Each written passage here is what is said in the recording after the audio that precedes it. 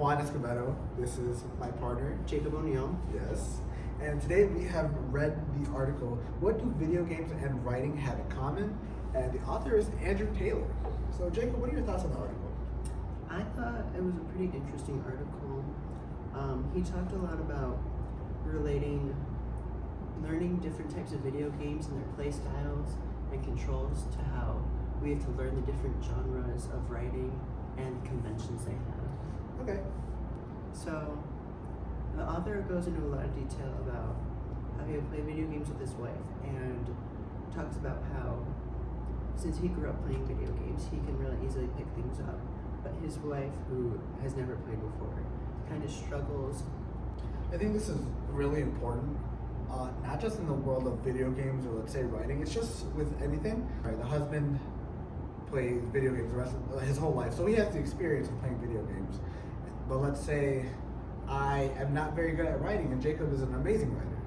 So I think that's very important in order for us to start understanding it a little more. Jacob is obviously going to get a hang of it. He's going to do different types of writing.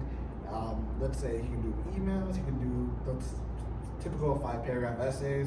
But for me, since I'm not that good at writing, it's going to take me a little bit, kind of just how his wife was having trouble, jumping at the right time.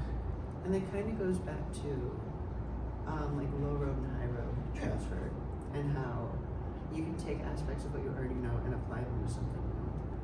So we talked a little bit about low road and high road transfer. Now let's talk about chat a little bit.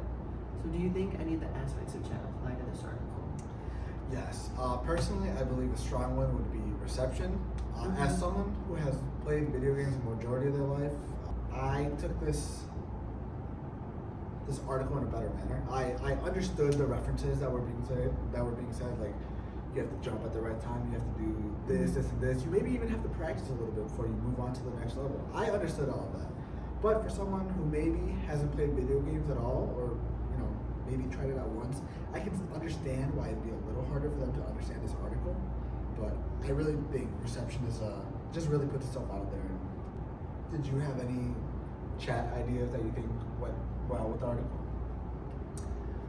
One thing I thought a little bit about was the production of the article, and how obviously it was written, it was typed, all that, but how it came to be, and how because of his enjoyment of playing video games and writing, he was able to make the connection between the two, and also insert a little bit of his personality and personal life into the article when creating it. I feel like that also helped to kind of draw readers in and keep them more attuned to what he was saying.